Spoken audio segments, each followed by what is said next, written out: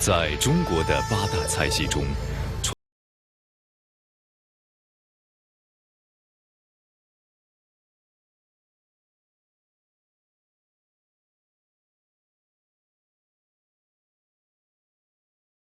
东西南北中，但是他们吃的最有名堂，吃的最精彩。好滋味是川菜的灵魂，对食物在味道、口感变化上的追求，造就了川菜调味的丰富性、复杂性和神秘感。说鱼香肉丝里面没有鱼，没有鱼，但是吃出鱼的味道来。我就说有鱼，它是无中生有，就是味道调到哲学境界。到最后到嘴巴里面。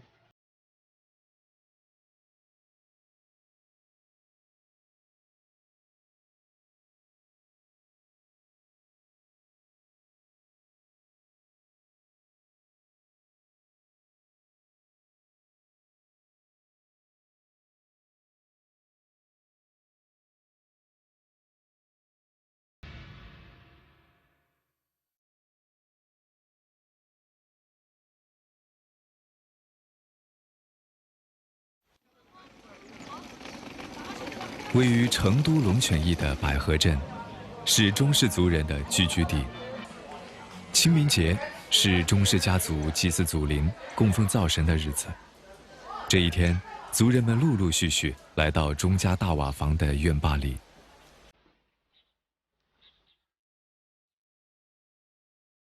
钟家大瓦房始建于200多年前的清雍正年间，尽管有些年久失修，但现在依然是中氏族人聚会的场所。中午时分，位于大瓦房中心的祠堂里，开始了1年1度的中氏祭祖大典。中氏祭祖大典现在开始，考入中氏，绝不看真，西传为子，云传修根，立续功。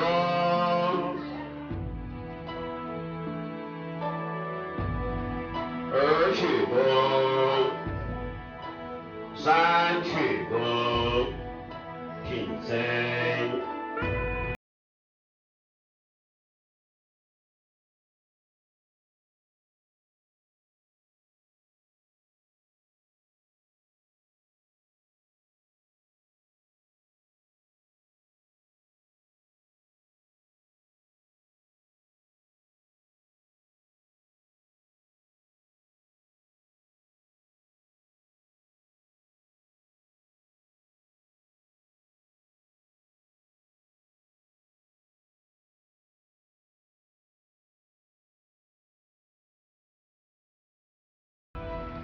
祭祖大典进行的同时，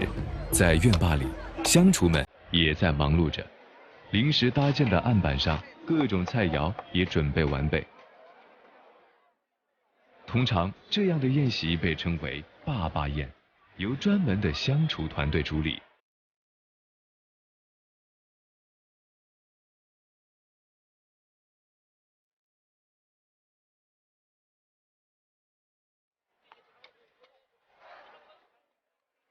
祭祀之后，人们会与先祖共同分享这些食品，其中必然有的一道菜，是3牲中的猪肉，经切片后加入时蔬和佐料回锅炒制，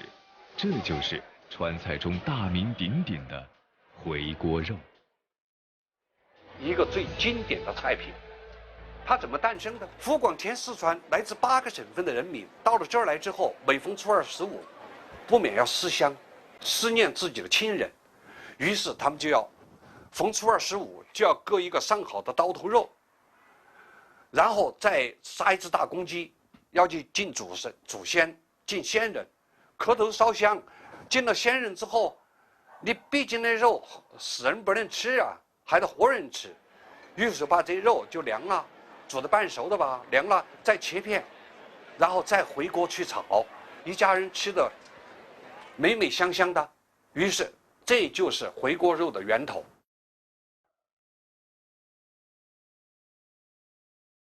回锅肉起源于民间的祭祀活动，这是回锅肉起源的一种说法。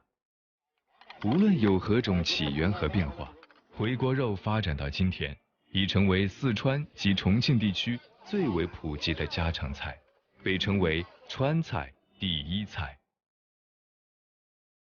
我们给它叫做开宗明义第一菜。开宗明义第一菜都说，凡是在以前处理那个四川菜谱、重庆菜谱，翻开的第一个菜回锅肉。我讲个故事吧。在02年的时候，我们华西都市报举办了一个全川投票，选川菜的第一菜，结果投票结果90%回锅肉。在2010年左右，到美国世界之味美食节参加表演，3个著名的川菜大师，然后还有一个不是厨师出身的大师。当时那个英国的美食作者来调查，他就同样一个问题问他们这4个人：你们都是大师级了，你们能够制造很多很多的美味，受到广泛的点赞，但是你们自己平常最喜欢的是什么菜？4个人都答一个回锅肉。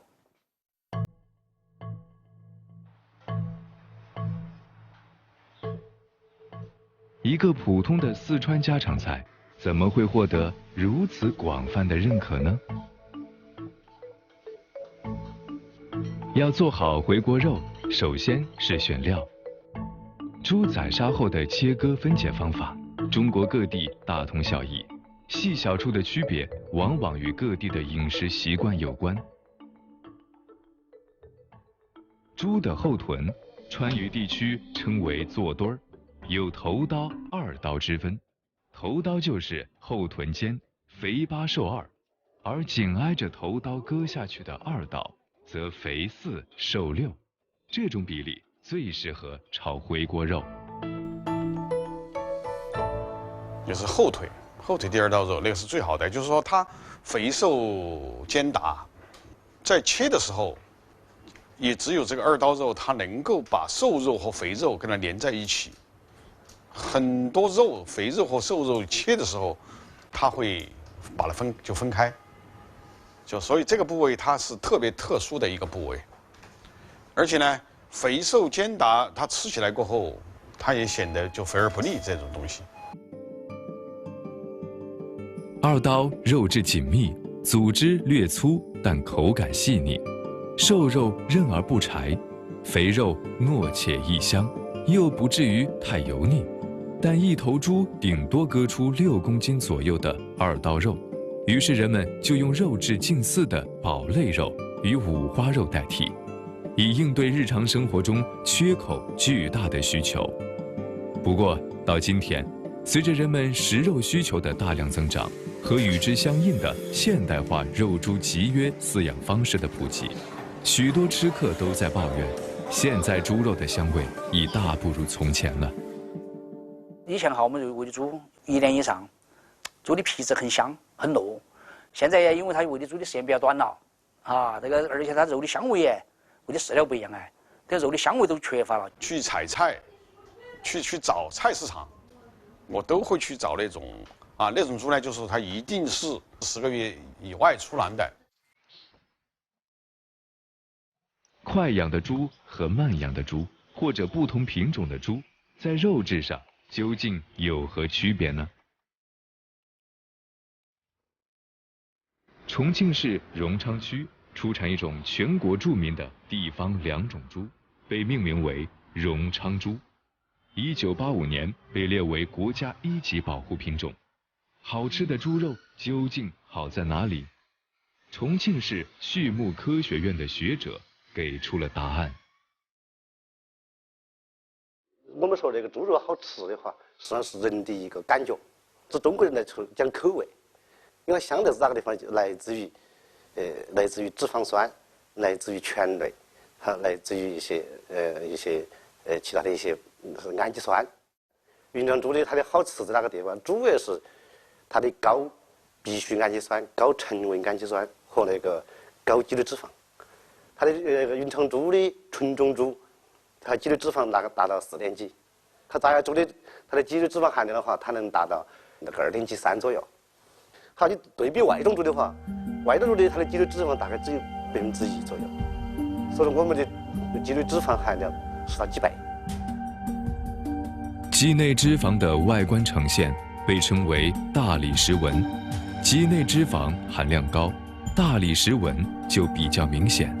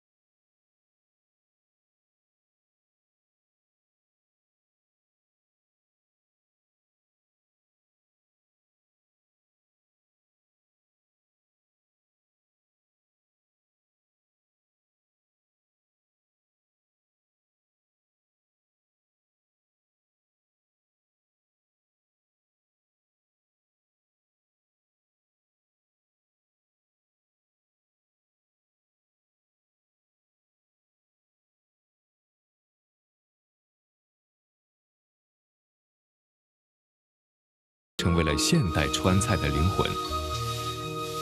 后边有一句话噻，郫县豆瓣是川菜的灵魂。实际上我们现在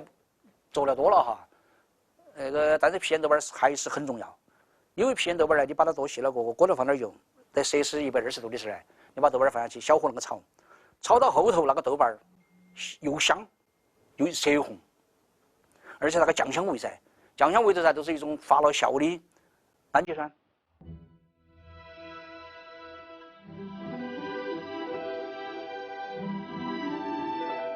郫县豆瓣的发明者是一个叫陈守信的客家人。清咸丰3年，陈守信在郫县城南开了一家名为益丰和的豆瓣作坊。他率先在制作豆瓣时加入新鲜辣椒，极大地丰富了传统豆瓣的口味，被称为现代郫县豆瓣的鼻祖。之后，陈守信的孙子陈文奎的少丰和酱园开业，扩大了郫县豆瓣的产量和影响。郫县豆瓣逐渐名声大噪，成为家家户户必备的调料。现在，郫县豆瓣已成为中国地理标志产品，其制作技艺被列入国家级非物质文化遗产名录。随着科技的进步，豆瓣制作技术也在不断改进，机械化生产的优势也愈加突出。但陈守信后裔郫县豆瓣第6代传人陈树成却始终坚持，他的郫县豆瓣只能采用其祖辈传承下来的古法制作技艺。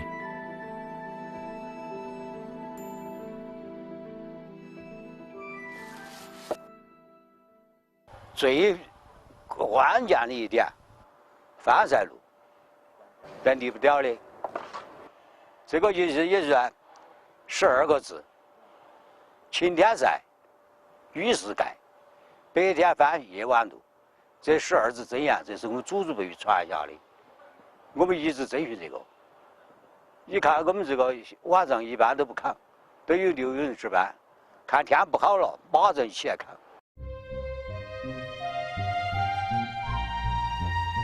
使用古法发酵的郫县豆瓣，采天地灵气、日月精华，让天然谷物的形态变化、味道转换，加入大自然最生动的气息，这种独特的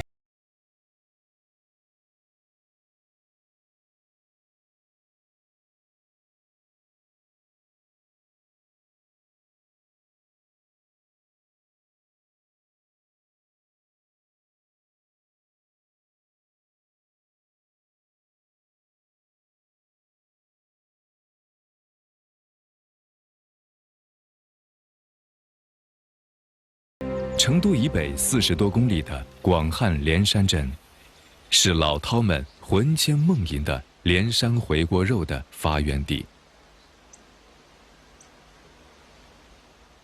连山回锅肉最初被称为大刀回锅肉，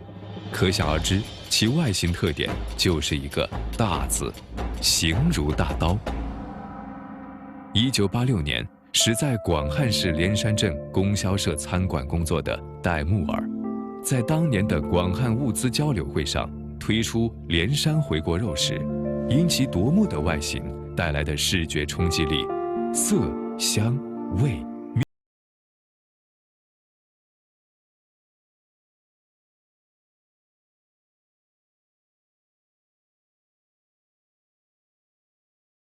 当时那会儿我们爸就在那儿炒，我们爸是1963年嘛，当时我爸只23岁，然后就在那儿广汉物资交流会炒回锅肉，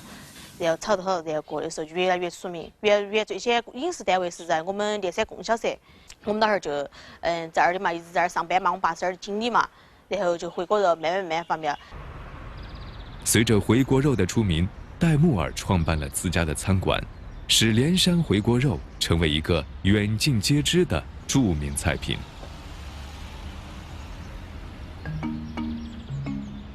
连山回锅肉的主料选用肉质细嫩、半肥半瘦、皮薄香糯的当地土猪，配料除了香蒜苗、青椒、郫县豆瓣等等之外，还加入了香脆爽口的炸锅盔。这也来源于戴木尔的家传。我们爷爷就是打锅盔的，然后都喊我们爷爷喊戴锅盔，戴锅盔。不是去钓鱼，就拿了一个饼子，拿个这么大的锅盔去，然后他想的是那么小一片回锅肉，根本就赶不到口那会儿，所以说那会儿他就说的，然后把回锅肉。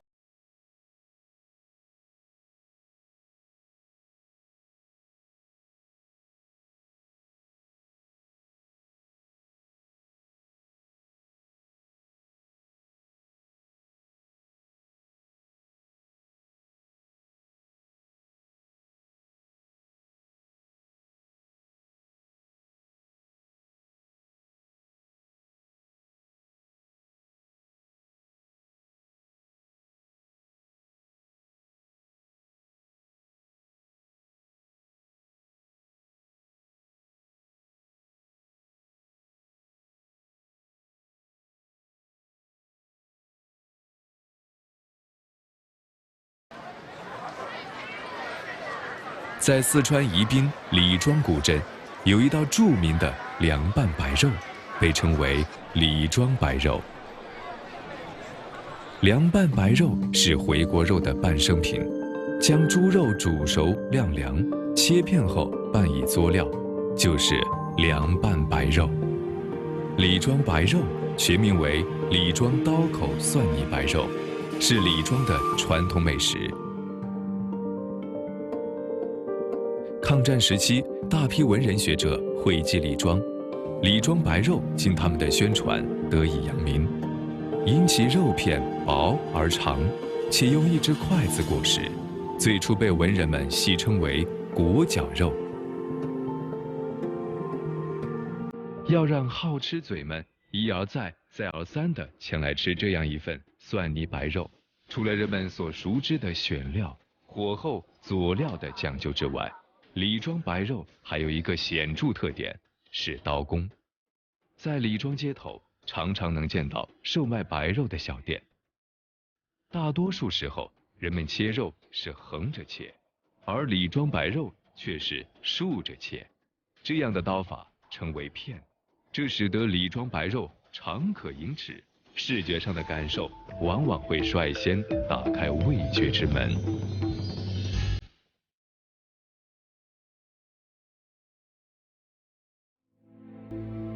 无论回锅肉演变出怎样丰富的形态和技艺，在巴蜀大地，最让人魂牵梦萦的，绝不是各类饭馆酒店中美轮美奂的回锅肉，而是每一个家庭团圆时和日常生活中妈妈亲手做的回锅肉。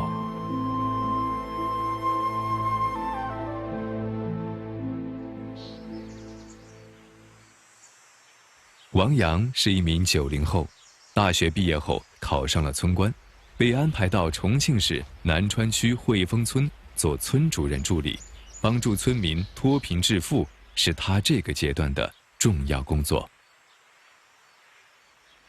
老盐菜是南川的传统特产，在汇丰村几乎每家每户都会制作老盐菜。南川老盐菜讲究9腌9晒，就是既要将菜头多次放进缸里腌制，又要多次挂上竹竿晾晒，再放到缸里密封发酵保存。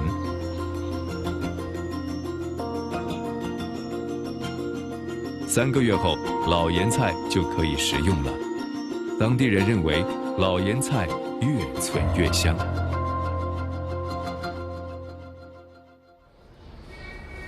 周末，王阳专门带上一些老盐菜，回到了城里的家中。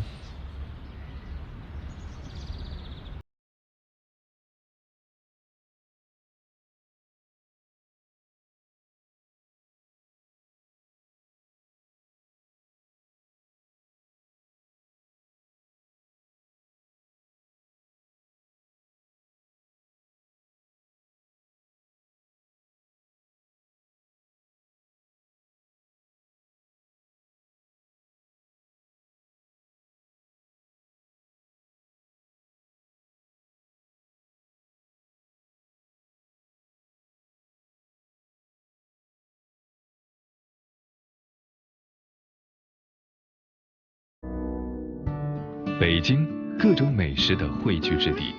重庆人二毛在这里生活工作已经有20年了。二毛是著名的诗人作家，他写过一本书叫《妈妈的柴火灶》。作为知名的美食作家，二毛做过大型纪录片的美食顾问，同时他也是一个烹饪高手，身兼北京一家川菜馆的主厨，被称为诗人大厨，拥有众多的粉丝。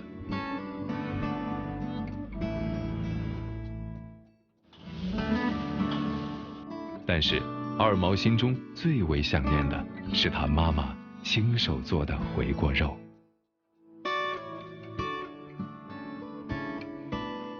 因为我母亲呢，她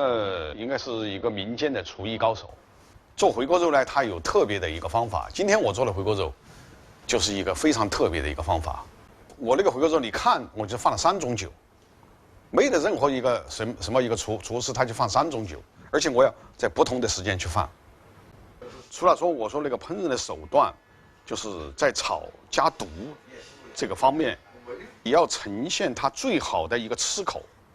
它就一定要有一碗白米饭配上，它就是一定在口腔里面，就是回锅肉和白米饭，它要混在里面聚焦，和充满口腔的这个味道，好，它才使那个回锅肉呢，达到它最高的那个口感。这种回锅肉是二毛复原的妈妈的做法，是他永远的惦念。一个人无论离家有多远，有多久，他的心却始终跟随着他的脚步，童年的味觉也始终伴随着他。就像这道妈妈的回锅肉，简朴无华，却有着魂牵梦萦的家的味道。